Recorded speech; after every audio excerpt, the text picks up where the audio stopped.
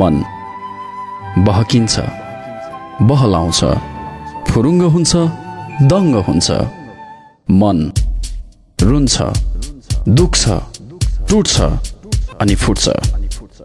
मन तोडिन्छ, मोडिन्छ, भक्कानिन्छ। आखिर मनै त हो।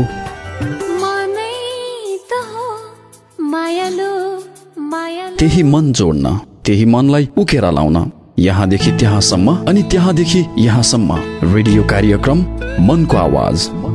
यो